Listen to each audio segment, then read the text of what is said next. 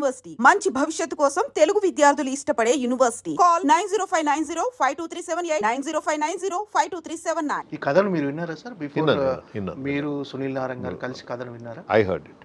అంటే యాక్చువల్గా కథగా చెప్పుకుంటే అంటే ఒక రిస్క్, ఒక సాహసమే చెప్పాలి ఇలాంటి కథతో సినిమా చేయటం. నేను చెప్తున్నాను sir, 100% we have taken a risk as a producer.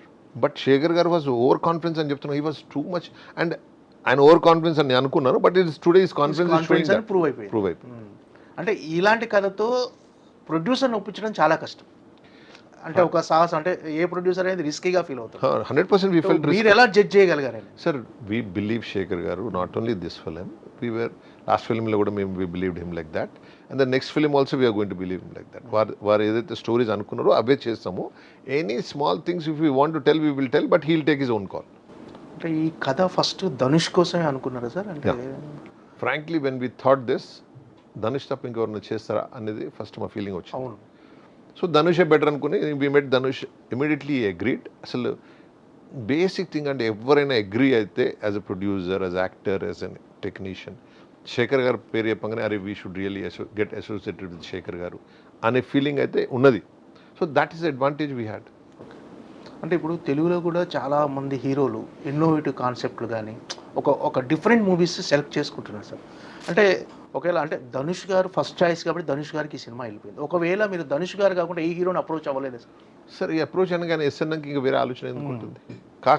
No అని అంటే then we would have thought might be definitely. అంటే తెలుగులో ఏ హీరోని అప్రోచ్ అవ్వాలని అనుకోలేదు మొదట్లో అసలు? అంటే మీరు ఈ స్టోరీ ధనుష్ అని అనుకున్నాం, because the character is like that.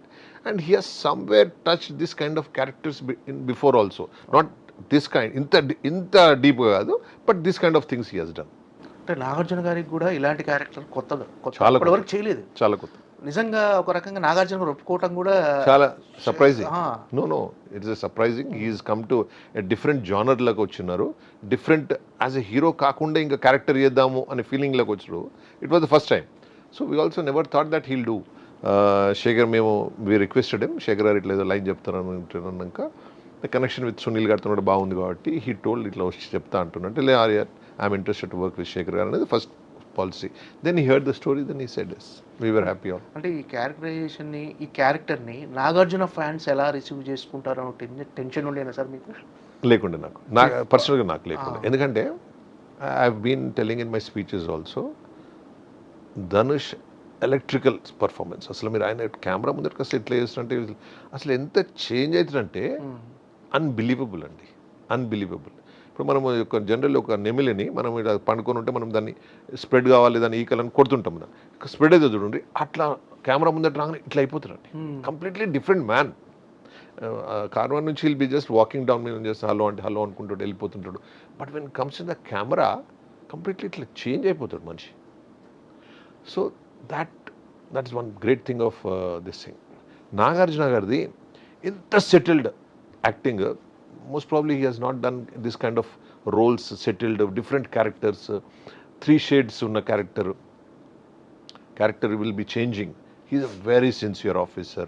How he goes to bad times, how he changes into gray, then how he sacrifices things anedi chala different shades unnai got he liked it, I think. అంటే మొదట్లో Nagarjuna character receive చేసుకుంటారని confidence ఉండే? 100% నాకైతే confidence ఉంది. చాలా real లొకేషన్లో shoot చేశారన్నారు sir. అంటే రియల్ లొకేషన్లో షూట్ చేయడం అనేది కొంచెం టఫెస్ట్ జాబ్, చాలా టఫ్. ఎందుకంటే అక్కడికి వచ్చే క్రౌడ్ను కంట్రోల్ చేయాలి, డెఫినెట్గా shooting. We had very tough time and the people who work for it also had a very tough time. చాలా టఫ్ టైమ్స్ ఉండే మాకు. ఇప్పుడు ఆ ఇంపాక్ట్ కానీ ఆ రిజల్ట్ కానీ మనం కరెక్టే చేసామని అనిపించిందా స్క్రీన్ మీద చూసుకున్న తర్వాత ఆ రియల్ లొకేషన్లో షూట్ చేయటం? Sir, when you get good results ఇవన్నీ మనకు కరెక్ట్ చేసినామనే అని ఫీలింగ్ వస్తుంది. అదే బ్యాడ్ రిజల్ట్స్ ఉంటే వీ థింక్ అరే how did we do so much mistakes, ఇంత ఇట్లా ఎందుకు చేసినాం అనిపిస్తుంది. But definitely Shekhar garu generally real లొకేషన్స్ని he prefers, his films are like that and we have taken this. But in Bombay it was really tough. చాలా కష్టపడ్డారు అందరు, మా వాళ్ళందరూ. యాజ్ ఎస్పెషలీ మన మేనేజర్స్ అండ్ మన కో డైరెక్టర్స్ వీళ్ళంతా చాలా కష్టపడ్డారు. యాజ్ ఎ ప్రొడ్యూసర్గా మీ ఇన్వాల్వ్మెంట్ ఎంతవరకు ఉంది సార్ ఈ సినిమా మేకింగ్లో? In which way? See as a film managing the shooting itself is that thing. ఇది మన it's a responsibility. And marketing is one big responsibility. ఇవాళ producer marketing is a big responsibility because the budgets are so high. How do you market it? Yes. Generally ఏదైనా hero 10 కోట్లకు ఉన్నాడు అనుకోండి, మనం ఆయనతో 50 కోట్లు పెట్టి సినిమా తీస్తున్నాం అనుకోండి.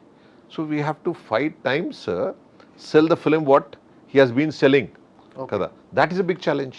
చాలామంది గ్రహించలేరు. That's a biggest challenges in this film is that. అంటే బడ్జెట్ని కంట్రోల్ చేయడంలో యాజ్ ఎ ప్రొడ్యూసర్గా so we never thought of controlling sir. Shekhar garu ఏది చెప్పినా అది చేసినా చేయించిన. అంటే బిఫోర్ సెట్స్ మీదకి వెళ్ళే ముందుకు ఒక బడ్జెట్ అనుకుంటారు సార్? అది అనుకున్నాము, but when it comes to the shooting we went all out. Okay. మరి ఏది అనుకుంటే అది చేసినాం.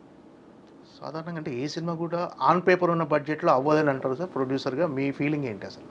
అసలు సాధారణంగా జరిగే బయట సినిమాలు ఏ సినిమా అయినా big films don't happen. I feel small films sometimes it happens. Big films never happen like that. ఎందుకు సార్? ఎందుకు అలా? There lot of changes. Thought process మనం సినిమా తీసినా కొద్దీ థాట్ ప్రాసెస్ చేంజ్ అవుతుంటుంది. ఒక చిన్న యాక్టర్ను పెట్టుకుందాం అనుకున్నా కూడా ఇంకొక యాక్టర్ని పెట్టుకుంటే it will cost you something. మనం బెటర్ యాక్టర్ని పెట్టుకుందామా, బెటర్ సీన్ చేస్తామా, ఏ లొకేషన్స్ చేస్తాం, ఆ లొకేషన్ నుంచి వేరే location example I'm planning in Goa అనుకోండి. గోవా కాదు, ఐ షుడ్ మొరిషియస్లో వేస్తే బాగుంటుంది అనుకోండి. The whole thing process will change. Budgets change అయితే ఎవ్రీథింగ్ విల్ చేంజ్. ఎస్, ఆ టైంలో కూర్చుంటాం. ఎస్, వారు చెప్తారు అనుకోండి మాకు idea, we also feel character బాగానే ఉంటుంది అనుకుంటే వీల్ గో హెడ్. ఓకే. సరే, ఏదైనా బెటర్మెంట్ ఎక్స్పీరియన్స్ ఇస్తేనే సినిమా హాల్లోకి వచ్చే పరిస్థితి ఉందని మా అందరికి తెలిసి వాళ్ళ ప్రొడ్యూసర్స్కు. And we have to give a different film. So every different film ఎంత ఛాన్స్ సక్సెస్కి ఉందో అంతకన్నా 4 times ఛాన్స్ ఫెయిల్ అయ్యేది అనుకుంటుంది. ఓకే. ఇప్పుడు మనం 100 ఫిలిమ్స్ తీస్తుంటే 20 films, if I'm not wrong, they are not even 20 films, 15-12% of the films are doing good. So how much risk as a producer we're taking, you can understand. Okay.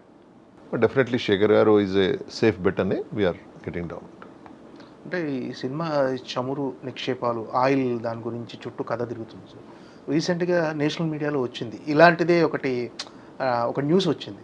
So ఇండియాలో చమురు నిక్షేపాలు ఈ Arabia మహాసముద్రంలో కనుక్కున్నాము. So దానివల్ల భారతదేశ ఆర్థిక వ్యవస్థ చాలా స్ట్రాంగ్గా అవబోతుంది. చమురును మనం విదేశాల నుంచి దిగుమతి చేసుకోవాల్సిన అవసరం లేదు అంటే స్టోరీ లైన్ కలిసింది. అంటే బిఫోర్ అడ్వాన్స్డ్గానే ఆలోచించేది పెట్టారు మీరు sir. Some times accidentally it happens. We have taken Vijayashanti గారితో కూడా ఒక సినిమా తీస్తే వార్ గురించి తీసినాం. అంటే exactly the time of Kargil అవుతుంటే సినిమా రిలీజ్ అయింది. Okay. So it happens. So it will become advantage. ఏ సినిమా సార్ అది? Bharataratna. Okay. So same thing, this is like that. అట్లా అడ్వాంటేజ్ వస్తుంది. అంతేగాని అది ఏదో అవుతుంది అనుకుని మనం చేయలేదు. బట్ ఏంటంటే we are the film itself is richest man in వరల్డ్లో ఎవరైతే ఉన్నారో బెగ్గర్తోనే ఇష్యూ నడుస్తుంటుంది. సో రిచెస్ట్ మ్యాన్ ఏ లెవెల్లో ఉంటాడు, ఇసుంటి ఆయిల్స్లో దాంట్లో ఉంటాడు కాబట్టి అట్లా కనెక్ట్ చేసాం. ఓకే. అంటే ఇది రిచ్ మ్యాన్ పూర్ మ్యాన్ మధ్య ఉండే ఒక కాన్ఫ్లిక్ట్ స్టోరీ కదా. కరెక్ట్. అంటే ఈ స్టోరీని జనాలు ఎలా ఓన్ చేసుకుంటారు, ఎలా రిసీవ్ చేసుకుంటారు అన్న ఒక టెన్షన్ ఏమాత్రం లేదు సార్ మొదట్లో? లేదు. ఉంటే మేము ఎందుకు చేస్తాం sir? And putting at this money at this level. Okay. Base is Shekhar Kammula. I'm not saying that, but we believed in this story. ఇప్పుడు అందరు మిమ్మల్ని కుబేరా ప్రొడ్యూసర్ రామ్మోహన్ రావు గారు అని పిలుస్తారేమో. దిల్ రాజు అన్నట్టుగా ఇప్పుడు కుబేరా ప్రొడ్యూసర్ అవుతారు మీరు. కాకపోవచ్చు